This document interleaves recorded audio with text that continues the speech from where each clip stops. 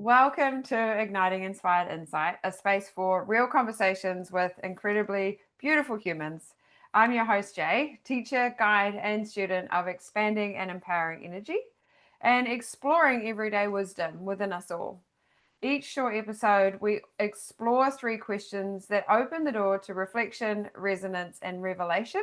It's a place of connection and also really opening up to explore the inquiry of communication. So, this is a space for truth, trust, and the kind of insight that comes from simply being human.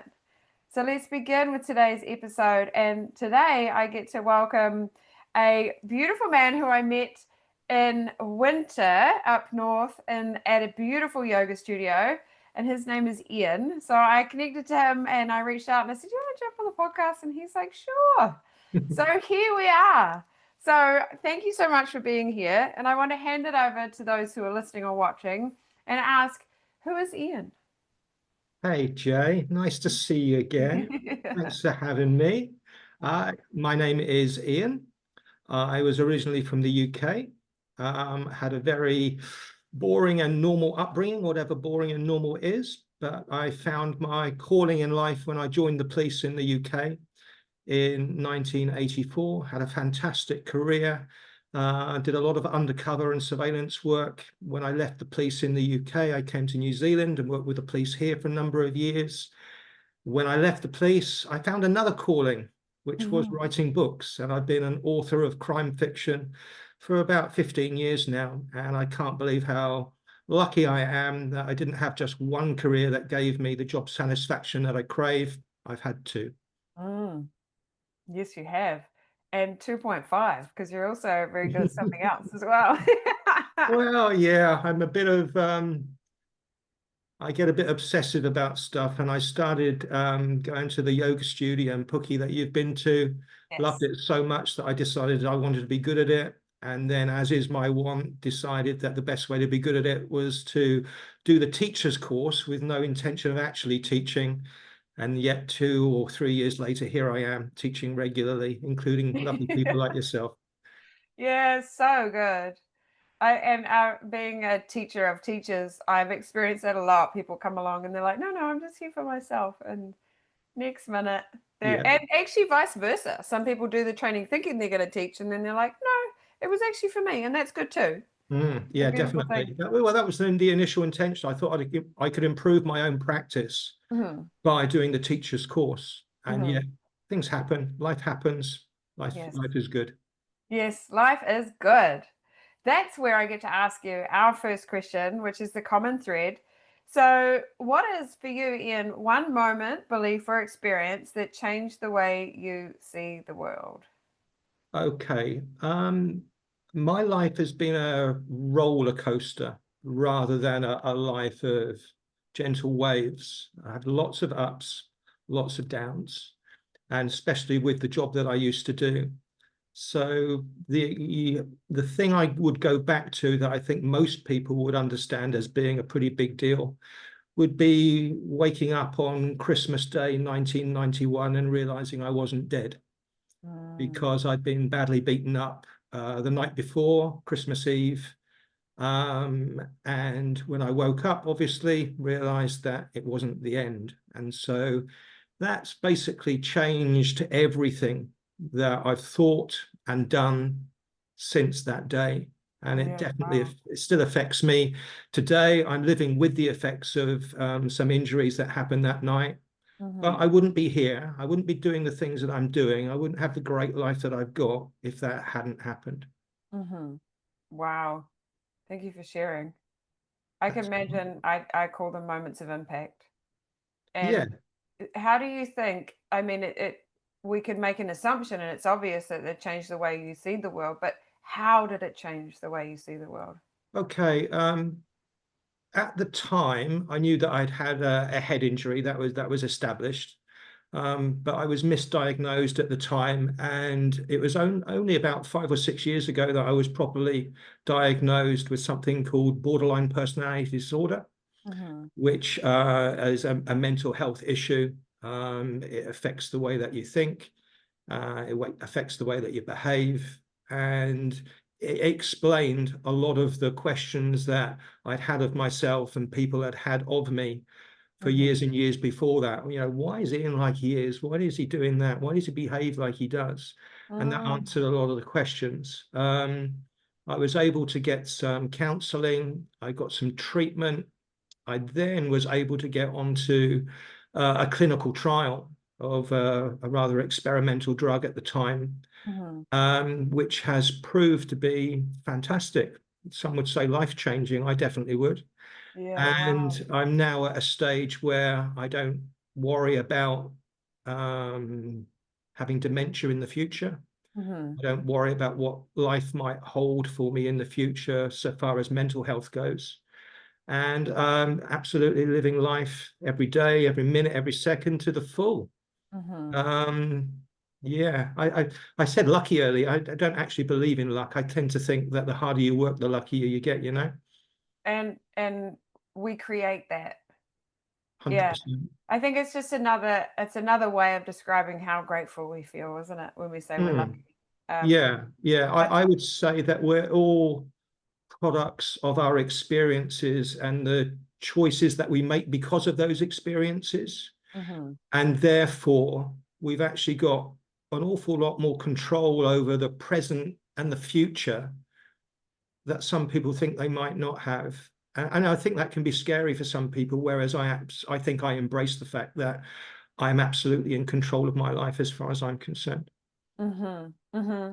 We control what we can have influence over, understanding that there's a lot that is out of our control, and like really taking responsibility for that piece. And what I heard from what you said, which I love speaking to a lot, is just like remembering that we have choice. Absolutely. And don't be afraid to make decisions, um, because I think it's far better to regret the things that you did rather than things that you never did. Mm-hmm. And that's Absolutely. what life is all about. I mean, I'm as convinced as I can be that there is only one life. Yeah. And I owe it to myself and to everybody around me to make the best of it. And I firmly believe that you can't make anybody else happy unless you're happy yourself. So it I all completely agree. it all works together. It But you sure does. but you've got to work at it to make it work together as well. It doesn't just happen. Conscious choice and then action, and really being in, for what the way I like to describe it is that being in the listening of what's true for you, and Yeah. being brave enough to follow through. I think it's the people that would say it was brave are the people that would tend not to make those decisions and make those choices and take the actions because of them. Whereas if you're the type of person that does make the decision based on your experience or something that's happened, you don't see it as brave. You just see it as the natural consequence of what's gone on before. Okay, I get that, but there will be. Are there not times where you've made a really different choice and felt as though you needed to be brave to take a different path? Perhaps we have slightly different definitions of brave. Maybe, maybe. No, I don't think it's brave to do what you think is right, Yeah. or or take a leap into the future with not 100% knowing what's going to happen. Hmm. Yeah, Yep, I totally understand that, and I think that that is the difference in the definition of brave is also if we're not someone who needs certainty and needs control, then it isn't brave yeah, because it's like I'm just rolling with it, like, and yeah, I'm embracing it, which is beautiful. yeah, yeah. I look around and I think there are a lot more people. Well, there's people around me a lot more brave than I am for sure. Mm, that's so true. Yeah. Here we are. Curious about what you have to share here, Okay. as you will be about the question because you don't know what I'm about to ask you. Bated breath Um, and all that. yeah, that's right. So this question, being in the moment, is for you. I have is what's been asking for your attention that you finally started listening to? Yeah, I would say it's physical ailments. The job that I had in the police, I honestly wouldn't change a moment. Even the bad times were good and all that sort of stuff, you know. And I wouldn't be here. I wouldn't be the person that I am without all those experiences. But it's left a physical toll. Mhm. Yeah, the reason I started yoga because had a sore back, and I can definitely trace that back to years and years of either sitting in a car for long periods of time, the occasional injury, Mhm. maybe having to wear heavy body armor and stuff like that and things like that because I did all sorts of awesome stuff whilst I was in the police. Yeah. And but it does take a toll. And whilst you're Yeah. young and you're loving it and all that, you just don't even think about it. But Mhm. eventually it starts to catch up. And whilst I don't think of myself as old in any way, shape, or form, Mm. yeah, definitely there are little signs. And if I did have my time over again, I would have tried probably to have had better posture. Mhm. Okay. That's me now speaking as a yoga teacher Yeah. and a yoga student.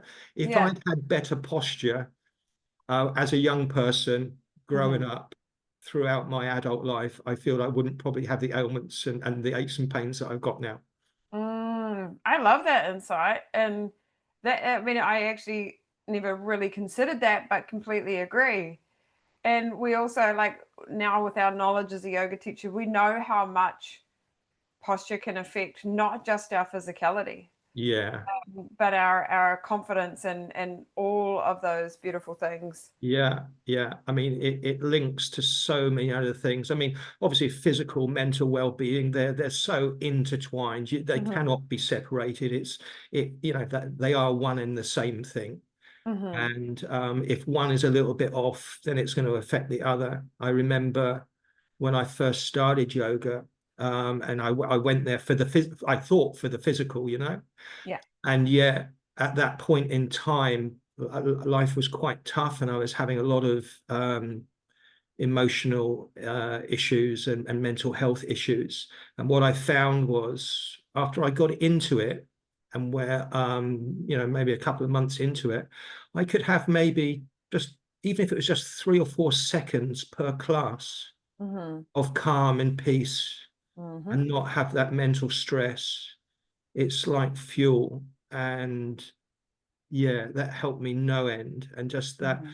that ability just to feel a little bit better for any amount of time is an absolute godsend, you know. And being Yeah. able to channel that, develop it, build on it, and now, yeah, I can find that inner peace, that clarity, Hmm. during a class if I'm practicing. And you feel, yeah, sort of restored afterwards, you know. Absolutely. And once you have an experience of that, the mind moves out of the way and the body just wants more. Like it Mm. naturally tends to pull you towards that and to want to re-experience it. And then it gets more and more so of an impact of how that ripples out, how you're feeling outside of the class. Yeah, it was by far the biggest, most dramatic and best benefit of Hmm. of beginning yoga. Yeah, And, right. and to be honest, probably continuing yoga. Yep. I talked about the physical a minute ago, didn't I? Yeah. But the mental, emotional, I don't want to say spiritual because I'm not a spiritual person as such. Yeah. But everything that goes on inside your head, Hmm. the benefits there, yeah, outweigh the physical benefits, and Hmm. then in turn help those physical benefits, you know, and then they Yeah. start helping each other out. Yeah. You've talked a lot about like the benefits and the healing, like having come from working in the police and the physical impacts of that, and I'm sure some psychological impacts of that, some of those Mm, pieces too. mm. Do you feel like because I know that the books you write are about crime, like is there an element of creativity and also but also processing the what you did in a past life, like in your previous Yeah, job yeah. in your writing? Yeah, well, definitely the first three books that I wrote were very loosely based on some of the stuff that I used to do, the undercover and the surveillance work that I used to Mhm. do.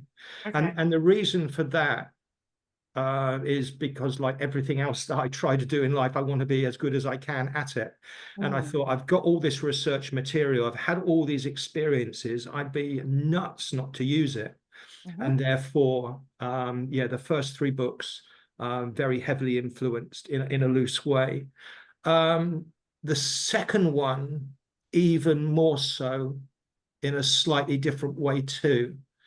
The second book I wrote was called The Second Grave, Mhm. and at the time I completed the manuscript, and just before we started editing, my son died very suddenly, Mhm. um, age 27. And that had obviously a profound effect. But it came through in the writing as well, and changed that book for me out of all recognition. Mhm. Because the book um, had my main protagonist also had an elder supervisor who used to be Mhm. his nemesis, ended up being a close friend. And that was never the intention. The Mhm. intention was that they would have remained sort of bitter enemies throughout the book, you know. Yeah. But this elder guy, and I sort of remember the moment that it happened, Mhm. that in the UK, especially sort of Midlands and up north, older men have a habit of calling younger men words like lad or boy or Mhm. son.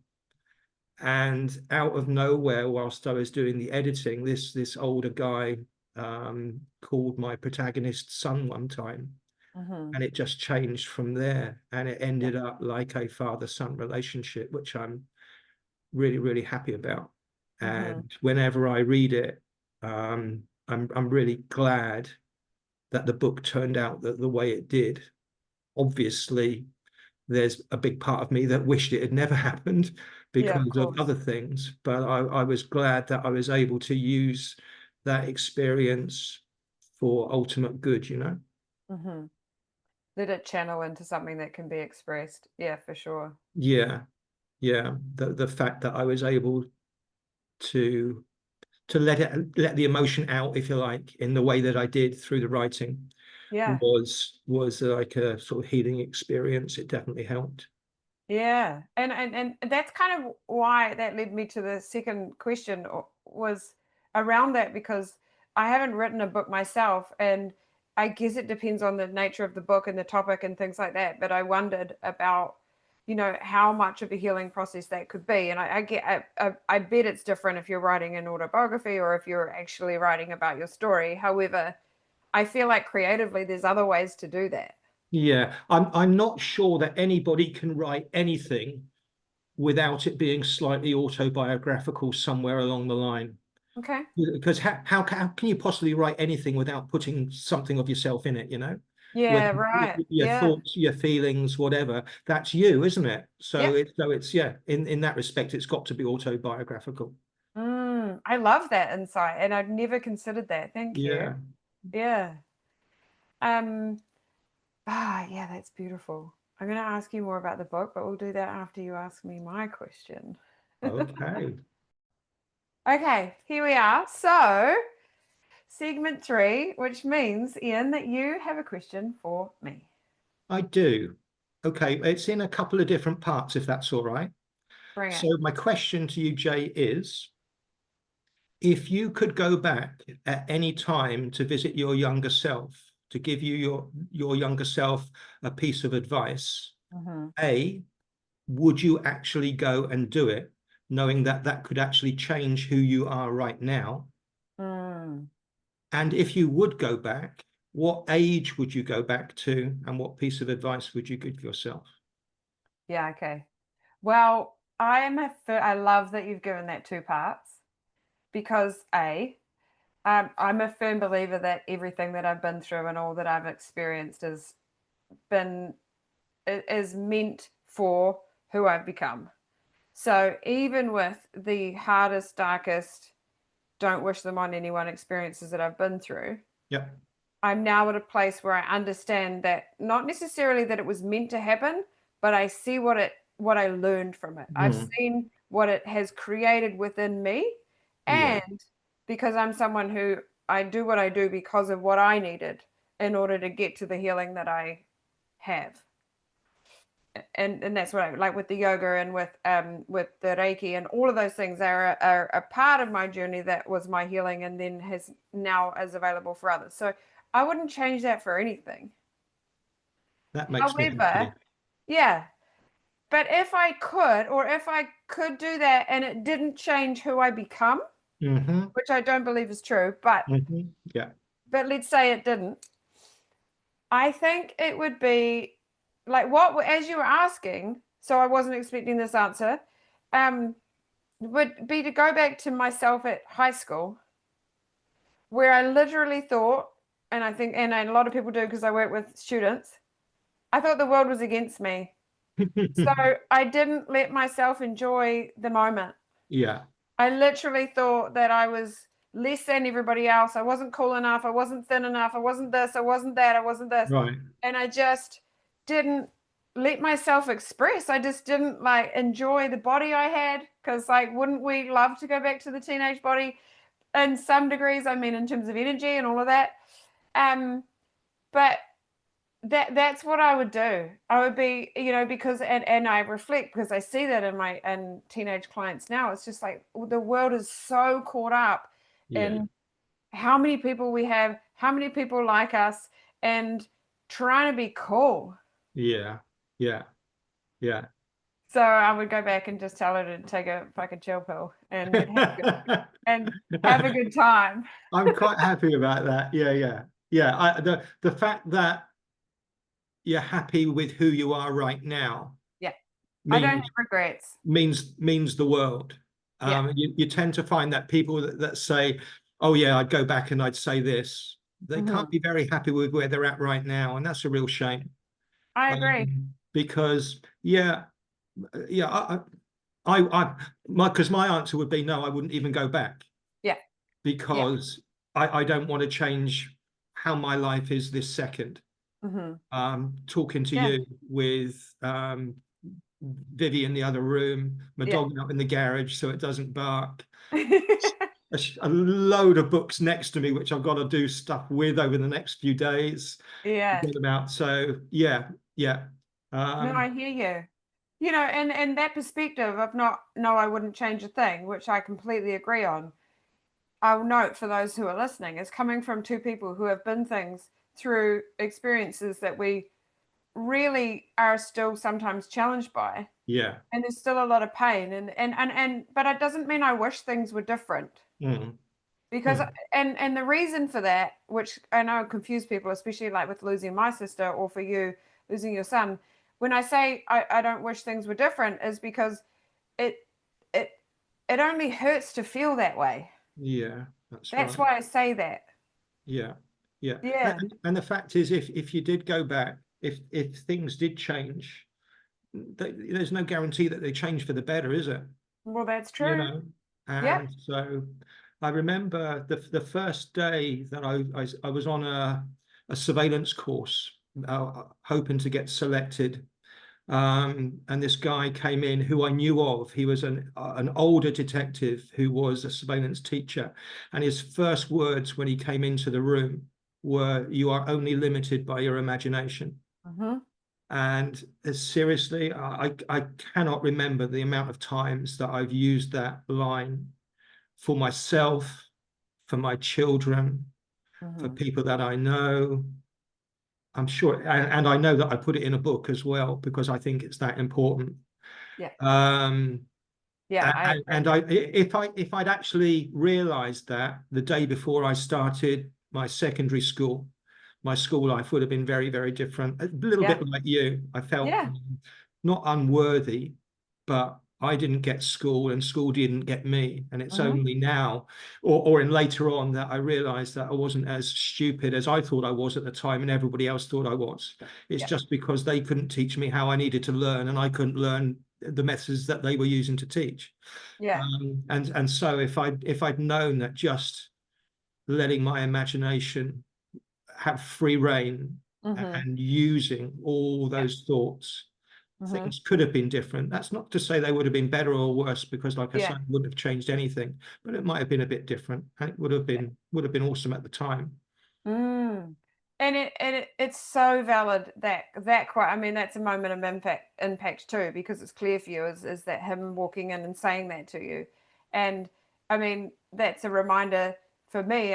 I even just love the perception of like you are your only limit. So get out of your own way and go and do whatever that you want to do. Like, bring it on. That's right. Yeah. And it's actually really special. But it also comes back to what we spoke about in the first question, was like, we have choice. Yes. And the moment we honor Everything we do, that. everything we say, every thought that we have, there's a choice. You are the master of your own destiny. Yeah. Agreed. And you've got one life, so make the most of it. Amen. Yes. I completely agree. And if everything I've been through that's the main thing that I've come out with. Yeah. I've got one in this lifetime, whether there's more or not. This one is the one I've got, this That's body, right. this experience. And who am I, like, especially because of the loss and the people who aren't here with me anymore. Like, I'm not going to be in the dwelling of that. Like, I honestly feel like it's my obligation to live the best freaking life I possibly can, because I'm alive. Yay. Yeah. Yeah. I mean, what are the chances of you existing? It's billions, if not trillions to one, isn't it? Yeah. How it's just mind blowing to think about that various numbers of cells happen to be in the right place at the right time to make you and make me. And not to mention that how many times we are unaware of where we may have nearly passed, where we just missed that moment or that thing that would have ended this life. Yeah. And some of us are a bit more aware than others about how close we got occasionally. Yeah, that is true. That is true. But that only makes us even more grateful. Yeah, that's right. And more determined as well. Yes, that's right. So I'm really grateful for our combo today. And it's been awesome. I've loved it. Yeah. I just love where we go with, and what I wanted to, speaking on determination, speaking of like being in your imagination and following your creativity, I would love for you to share with those who are listening. You've just had a book come out. I have, yeah. Book Yeah, number I'd love you to share what is it about, and where can we find it? Right. Well, book number 6, believe it or not. Yeah. It's called The End. Okay. Here we go. Is it the last book or no? No. And it's a move away from my previous books. It's not featuring that protagonist that I was talking about before, who was an ex-detective in New Zealand. This one is based in America. It's an FBI investigation. It involves South American crime cartels, the state government of California, and a slightly flawed protagonist this time around. I wanted to have somebody this time around that wasn't just good, not goody, but I wanted to give it a certain flaw that people would have the choice to either think, oh yeah, I get that, that's okay, I can understand that, or be completely repulsed by. Yeah. And so that's what I've done. So can I just read you the back cover, because then you'll get go on. Yeah, that would be great. Okay. Grieving for a wife taken by cancer nearly 2 years before, struggling for the reasons to begin his latest novel, a hypersexual fantasist, going to the aid of a driver trapped in a car, becoming enveloped in a crime cartel's attempts to infiltrate the offices of the California state government. Soon the FBI will come knocking, suspicious of the moments surrounding the crash.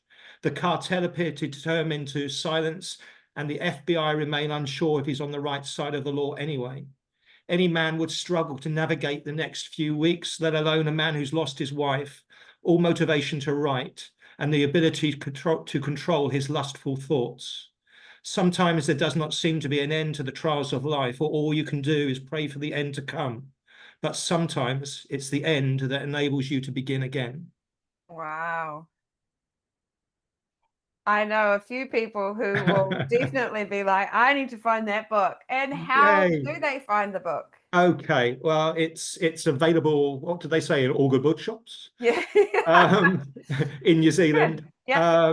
If it's not in your bookshop, then Yeah. ask and they will order it.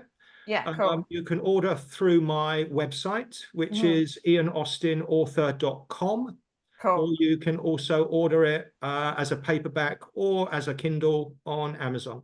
Nice. Okay. And I'll put those links in the show notes as well. Thanks. And if anybody's got any questions, just head over to my website. There's a contact page there. You can send me a message. Facebook page, Ian Austin Author. You can send me a message there. And I Mhm. do answer. When Yeah. people write Awesome. questions, I answer. That's cool. I love that. I love that you say that too, because so many people they hear that like contact me and they don't believe it. Yeah. Like, no, Yeah. we actually mean it. Yeah, definitely. Yeah. So is there another, oh, you've just released that one, but is there another one in the brewing? Yeah, I mean, I had a bit of a problem with Amazon in 2023, 2024, and I didn't get writer's block as such. I Mm-hmm. just was not in the mood to write for a Yeah. long period of time, Yeah. and then woke up one day with an idea for a story Nice. and sat down on the laptop and I wrote it in 39 days. I started, it Wow. wasn't called The End at the beginning, it was called Yeah. something else. Yeah. But I basically wrote the whole manuscript in 39 days. Mm-hmm. Amazing. And then when I finished, I thought, "Oh, there's another story there." Oh, And cool. so I started another one and I'm halfway through that now. Yeah, I love that. What I love about that is just hearing like follow the threads Oh, yeah. in Yeah. life. Just keep following the threads and you never know what will unfold. I mean, I cannot tell you how happy it makes me to write for a number of different reasons. I mean, like I mentioned before, the job satisfaction. I mean, for working in the police, it was always as big as obviously the money that I took home at the end of the month. Yeah. That thought, that feeling that I've done a good job, that I service, that ability to do something using. Mm-hmm. And I get the same sense of satisfaction, albeit completely different, in writing, and Mm-hmm. incredibly grateful for the fact that I do get to feel like that every single day. And long may it continue. And it's what you've created. Yeah, Indeed. it's a beautiful, and I can hear from what you've described without reading it that there is a message, there is a purpose behind what you're writing, and that's so beautiful. Yeah, I think so. It's like I said about that autobiographical thing Mm-hmm. earlier on. Yep. Somewhere in there, Yeah. at some point, there's just something that I wanted to say. Yeah. And Yeah. I might not even know what that is. It might have been on a subconscious level, Yeah. But Yeah. when I read it, it makes me feel good. Yeah. Yeah, cool. Well, I hope those who have listened and then get inspired to read, I hope they do contact you and they let you know that this is how Definitely. they found you. Yeah, definitely. Yeah. And if they're in Pukekohe, where do they find you for a yoga class? Oh, yeah. Come to Hot Yoga Asylum, and asylum is spelled Asylimb. Yeah, cool. And you'll find us in Pukekohe. Everybody knows Hot Yoga Asylum. Yeah, and that's actually how, for those who are listening, that's how I met Ian and Viv. Was I was up there for a month or more, actually for my own creative break, Yeah. and I went along to the hot yoga studio for a whole month, and I loved it. Yeah, and we were really Yeah, grateful to have you. Yeah. yeah, and I'll be back. It'll be great. Sounds fantastic. Yeah, so good. And for those that have been joining us today, I just really want to say thank you for being here, for listening. And, one of the purposes of this podcast is we don't need to be famous in order to hold deep wisdom. Here on Igniting Inspired Insight, we get to meet with everyday incredible humans. And it's such a beautiful thing to hear stories and to learn and listen through the experiences that we have enjoyed or embraced. And I just, yeah, if you feel like you want to share that, or if it opens up a korero with you and someone else, that would be really cool. And we'd love to hear that about you Yeah. and from you. So thank you so much for being, Ian, for being here. Loved it. Loved it. And Thank you. I look forward to seeing you soon. All right. Yeah, that'll be good. Thank you, everyone. Bye. Bye.